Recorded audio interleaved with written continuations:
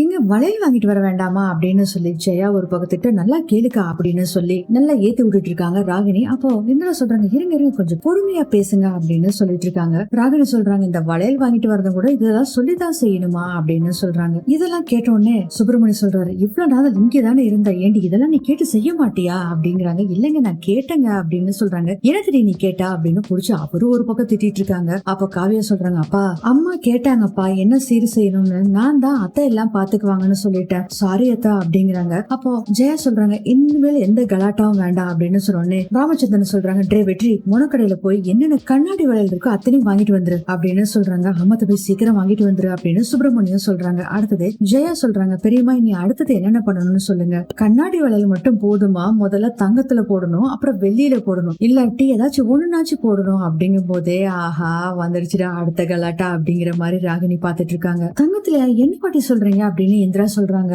சரி விடு வெளியிலாச்சும் போடுங்க அப்படின்னு சொல்றாங்க. அப்போ திருத்துட்டு முழிச்சிட்டு இருக்காங்க இந்திரா, அவங்க அம்மா அப்பா எல்லாருமே. அப்போ ராகினி சொல்றாங்க, நல்லா கொளுத்தி போடுறாங்க ராகினி. அக்கா பாத்தியா, என்னதான் இருந்தாலும் அவங்க தலையெழுத்துப்படிதான் நடக்கும். அன்னபூர்ணி குரூப் ஆஃப் கம்பெனியோட மருமக சீமந்தத்துல தங்கத்துல கூட வளையல் போட வழி இல்லாம இருக்கு அப்படின்னு சொல்லிட்டு நக்கலா பாத்துட்டு இருக்காங்க ராகினி. இப்ப என்ன ராகினி வளையல் தானே போடணும் இரு அப்படின்னு சொல்லிட்டு ஜெயா, எப்படியும் நீ புது வளையல் வச்சிருப்ப, அதை எடுத்துட்டு வந்து கொடு அப்படிங்கிறாங்க. ஆமாங்க நானும் மறந்துட்டேங்க, நான் போய் எடுத்துட்டு வந்துடுறேன் அப்படின்னு சொன்னோன்னே, இரு ஜெயா எல்லாத்துக்குமே ஒரு முறை இருக்கு அப்படிங்கிறாங்க பாட்டி. ஆனா இந்த தாய் கிழவி வேற சும்மா இருக்காது போல இருக்கே அப்படின்னு ராமச்சந்திரன் நினைச்சிட்டு இருக்காரு. பாட்டி சொல்றாங்க, எல்லா வளையலுமே அவங்க அம்மா வீட்டு சைடுல இருந்து தான் போடணும், அதுதான் முறை அப்படிங்கும் போது ராகினிக்கு அவ்வளவு சந்தோஷம். சரி பரவாயில்ல விடு, காவியாவுக்கு கண்ணாடி வளையல் தான் இருக்கு அப்படின்னு சொல்லி பாட்டி சொல்றாங்க. எல்லாருமே ரொம்ப ஃபீல் பண்ணிட்டு இருக்காங்க. அப்ப சுப்பிரமணியம் சொல்றாரு, எங்க மன்னிச்சிருங்க சம்பந்தி, நாங்க கிராமத்து வழக்கத்துல இதெல்லாம் இல்ல, இங்க எப்படி செய்வாங்கன்னு தெரியாம போச்சு சம்பந்தி, என்ன மன்னிச்சிருங்க அப்படிங்கிறாங்க. பரவாயில்ல சம்பந்தி, இதனால என்ன, அதெல்லாம் ஒண்ணு இல்ல விடுங்க அப்படின்னு சொல்றாங்க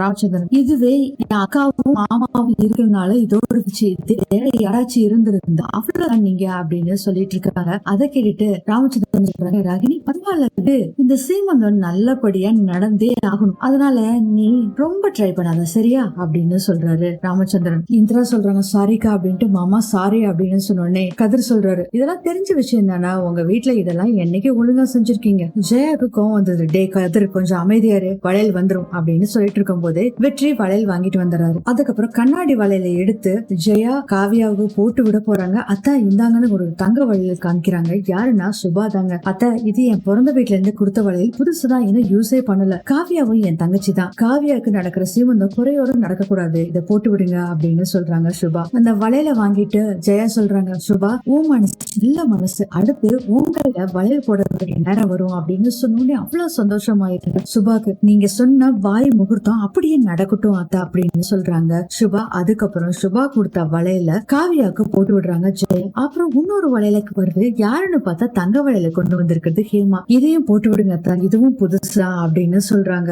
அதையும் வாங்கி போட்டு விடுறாங்க. இந்த பாட்டி சொல்றாங்க, ஜெயா உன் வீட்டுக்கு வந்திருக்க மருமக எல்லாம் அருமையான மருமக அப்படின்னு சொல்றாங்க. வளையெல்லாம் போட்டு விடுறாங்க. இங்க என்ன நடக்குது, ஹேமா போய் தங்க வளையல் குடுக்கறாளே அப்படின்னு செம்ம காண்டுல ராகினி பாத்துக்கிட்டு இருக்காங்க. அதுக்கப்புறம் கலவ சாதத்தை ஊட்டி விடு அப்படின்னு சொல்றாங்க பாட்டி. கலவ சாதத்தை ஊட்டி விடுறாங்க ஜெயா காவியாக்கு. அதுக்கப்புறம் மத்தவங்க எல்லாத்தையுமே நலுங்கு வைக்க சொல்றாங்க. ஒவ்வொருத்தரா வச்சிட்டு இருக்காங்க. ராகினி மட்டும் பாத்தீங்கன்னா வேண்டா வெறுப்பா எரிச்சலோட ஆசீர்வாதம் பண்ணிட்டு போறாங்க. இதெல்லாம் பார்த்துட்டு ராமச்சந்திரன் கௌதம் கிட்ட சொல்றாங்க, பாத்தியா நமக்குல எத்தனை பிரச்சனை வந்தாலும் என்னதான் சண்டை இருந்தாலும் ஏதாச்சும் நமக்கு ஒரு பிரச்சனைன்னு வந்துருச்சுன்னா எல்லாரும் ஒண்ணு சேர்ந்துடுறாங்க பாட்டா, ரொம்ப பெருமையா இருக்குடா அப்படின்னு சொல்லிட்டு இருக்காரு ராமச்சந்திரன். ஆமாப்பா நானும் பயந்துட்டேன் அப்படின்னு சொல்றாங்க. அதுக்கு வெற்றி சொல்றாரு, எல்லாத்துக்குமே நல்ல மனசுதான்ப்பா, பேசி பேசி விஷயம் பெருசாயிருது அவ்வளவுதான்ப்பா. கண் கலங்குறாரு ராமச்சந்திரன். ஆமாப்பா எதுக்கு இப்ப கண் கலங்குறீங்க, ஜாலியா சந்தோஷமா இருங்கப்பா அப்படின்னு சொல்றாரு வெற்றி. கௌதம் கிச்சு கிச்சு மூட்டி விட்டுட்டு சிரிங்கப்பா அப்படின்னு சொல்லிட்டு இருக்காங்க. அப்புறம் ராமச்சந்திரன் அப்படி சிரிச்சிட்டு இருக்காரு. அதுக்கப்புறம் பாட்டி சொல்றாங்க, ஜெயா நீயும் சந்திராவும் இவளுக்கு திருஷ்டி கழிக்கிறதுக்கு ஆரத்தி எடுத்து திருஷ்டி கழிச்சு விடுங்க அப்படின்னு சொல்றாங்க. செம்ம காண்டா இது எல்லாத்தையுமே ராகினி பாத்துருக்காங்க. அதுக்கப்புறம் திருஷ்டி சுத்தி போட்டுறாங்க. அப்ப மனசுக்குள்ள நினைச்சிட்டு இருக்காங்க, இந்திரா எனக்கு ரொம்ப சந்தோஷமா இருக்குக்கா, நீ எப்பயுமே இப்படி சிரிச்சுட்டே இருக்கணும் அப்படின்னு நினைச்சிட்டு இருக்காங்க. அதுக்கப்புறம் ராகினி அந்த ஃபங்க்ஷன் எல்லாம் முடிஞ்சோடனே கட்டுப்புல அங்க இருந்து போயிடுறாங்க. எல்லாரும் சாப்பிட போ சொல்லிட்டு எல்லாரும் பேசிக்கிட்டு இருக்காங்க. அப்ப என்ன பண்றாங்கன்னா வேக வேகமா வர்றாங்க என்றா ரூமுக்கு யாரோ ஒருத்தருக்கு கால் பண்றாங்க. யாருக்கிட்டே கோவமா பேசுறாங்க, ரொம்ப நேரம் பேசுறாங்க. பேசிட்டு கட் பண்ணிட்டு அங்க இருந்து கிளம்பிடுறாங்க. அதுக்கப்புறம் அந்த ஃபங்க்ஷன் நடக்கிற இடத்துக்கு இந்திரா வந்துடுறாங்க. ஏதாச்சும் வேணும்னா சொல்லுமா எடுத்துட்டு வர சொல்றேன் அப்படின்னு ஜெயா காவியா கிட்ட சொல்லிட்டு இருக்காங்க. அப்போ ஜெயா சொல்றாங்க, ஏன் பெரியமா வேற ஏதாச்சும் செய்யணுமா? அவ்வளவுதான் ஜெயா, நல்ல நேரம் பார்த்து ஊருக்கு கூட்டிட்டு போய் கிளம்ப சொல்லு அப்படின்னு சொல்றாங்க. அதுக்கு ஜெயா சொல்றாங்க, ஏன் பெரியமா கண்டிப்பா காவியாவை அனுப்பணுமா அப்படிங்கிறாங்க ஜெயா.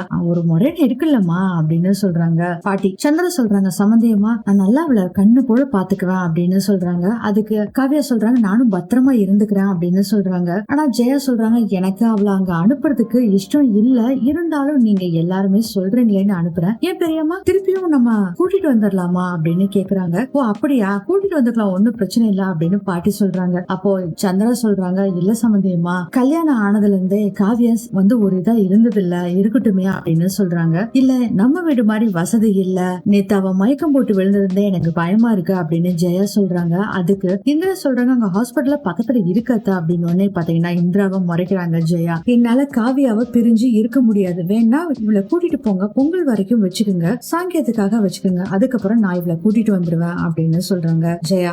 சமந்தி நீங்க சீக்கிரம் சாப்பிட்டுட்டு கிளம்புங்க அப்படிங்கிறாங்க. சரிங்க சமந்தி அப்படின்னு சொல்லும் போதே கதிர், நீ உங்களை கொண்டு போய் விட்டுட்டு பத்திரமா விட்டுட்டு நாளைக்கு வா அப்படிங்கிறாங்க. அம்மா நான் அப்படிங்கிறாரு கதிர். சொன்னதை செய் அப்படிங்கிறாங்க. ஓகேமா அப்படின்னு சொல்லிடுறாரு கதிர். பாட்டி சொல்றாங்க, அதெல்லாம் புருஷனோட போக கூடாதுமா, சாங்கியம் ஒண்ணு இருக்குல்ல. என்ன பாட்டி இதுக்கு கூடவா சாங்கியம் அப்படிங்கிறாங்க இந்திரா. அதெல்லாம் சாங்கியம் இருக்குமா, ஜெயா சொன்னதை மட்டும் செய் அப்படின்னு. சரிங்க பெரியமா அப்படின்றாங்க ஜெயா. கதிர் நீ போக வேண்டாண்டா அப்படின்னு சொல்றாங்க ஜெயா. சரிம்மா அப்படின்ட்டு ஹபாடா அப்படின்ட்டு இருக்காரு கதிர். அதான் என்ன ஏத்துக்கலன்னு கௌதமுக்கு தெரியாது, ஆனா இத பத்தி உடனே ஃபங்க்ஷன் முடிஞ்சோடனே நம்ம சொல்லிடணும். அத்தை ஊருக்கு கிளம்ப சொன்னா கூட அக்கா கூட போற மாதிரி நம்ம கிளம்பிடணும், அதுக்கப்புறம் எப்படி சமாளிக்கிறதுன்னு பாப்போம் அப்படின்னு நினைச்சிட்டு இருக்காங்க இந்திரா. காவியா நீ ட்ரெஸ் எல்லாம் எடுத்து வச்சுக்கோ, ஊருக்கு கிளம்ப சரியா? சரிங்க அத்தை அப்படின்னு சொல்றாங்க ஜெயா கிட்ட. காவியா, நான் வேணா கொண்டு போய் விட்டுட்டு வந்துட்டுமா அப்படிங்கிறாங்க கௌதம். அதெல்லாம் வேணாம், டிரைவர் அனுப்புறோம், அவங்க கொண்டு போய் விட்டுருவாங்க அப்படின்னு சொல்றாங்க ஜெயா. அதுக்கப்புறம் போட்டோகிராஃபர் வராரு, மேடம் போட்டோ எடுக்கலாமா அப்படின்னு சொல்றாங்க. எடுங்க தாராளமா எடுங்க அப்படின்னு சொல்லிட்டு, நான் போய் பந்தையெல்லாம் கவனிக்கிறேன், நீ போட்டோ எடுத்துக்கமா அப்படின்னு சொல்லிட்டு அங்க இருந்து போயிடறாங்க ஜெயா. அதுக்கப்புறம் பாத்தீங்கன்னா 4 மருமகளும் நின்று மாத்தி மாத்தி போட்டோ எடுத்துட்டு இருக்காங்க. அடுத்தது ராகினிய காமிக்கிறாங்க. செம்ம காடுல இருக்காங்க ராகினி.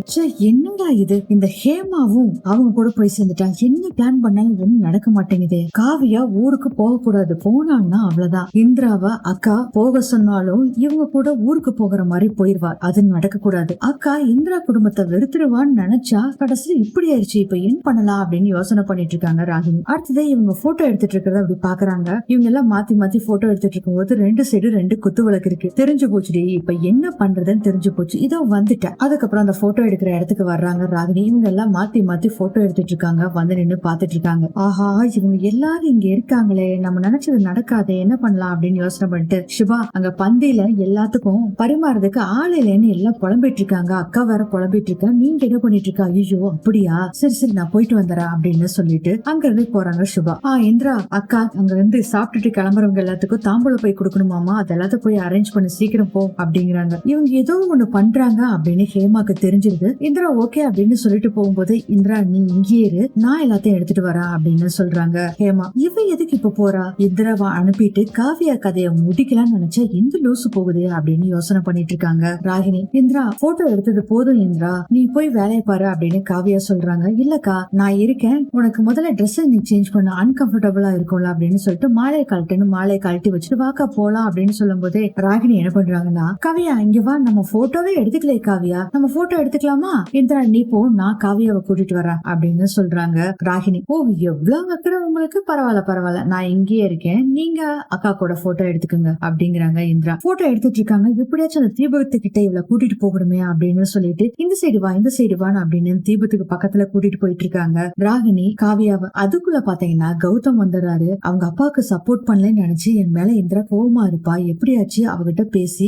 சமாதானப்படுத்தணும் அப்படின்னு நினைச்சிட்டு இருக்காரு கௌதம். சரி இப்பயாவது கூப்பிட்டு அவகிட்ட சொல்லிட வேண்டியதா, ஃபங்க்ஷனும் நல்லபடியா முடிஞ்சிருச்சு. இந்திரா ஒரு நிமிஷம் வா அப்படின்னு சொல்றாங்க. இல்ல கௌதம் இங்க போட்டோ எடுத்துட்டு இருக்காங்க அப்படின்னு நீ வான்னு சொல்லி இந்திராவை கௌதம் கூட்டிட்டு போயிடுறாரு. அப்பாடா இந்திரா எப்படியோ போயிட்டா அப்படிங்கிற மாதிரி சந்தோஷத்துல இருக்காங்க ராகினி. கௌதம் என்ன கௌதம் சொல்லு. இல்ல இந்திரா உங்ககிட்ட ஒரு விஷயம் நான் சொல்லணும்னு முன்னாடியே சொல்லியிருந்தேன்ல, அதை சொல்றதுக்குதான் கூப்பிடுறேன், வா இந்திரா அப்படின்னு கூட்டிட்டு போறாங்க இந்திராவா கௌதம். அவங்க போன பின்னாடி போட்டோகிராஃபர் உள்ள இதே மாதிரி ஒரு சேர் இருக்கும், அதாவது காவியா உட்காந்தாங்கல்ல அதே மாதிரி சேர் இருக்கும், நீங்க எடுத்துட்டு வர்றீங்களா, நாங்க 2 பேரும் உட்காந்து போட்டோ எடுக்கணும் அப்படின்னு சொல்றாங்க. ஓகே மேடம் எடுத்துட்டு வரேன் அப்படின்னு சொல்லிட்டு போட்டோகிராஃபரும் போகிறாரு. ராகினி சொல்றாங்க, காவியா வெயிட் பண்ண, சேர் வந்ததும் நம்ம 2 பேரும் உட்காந்து போட்டோ எடுத்துக்கலாம் அப்படிங்கிறாங்க.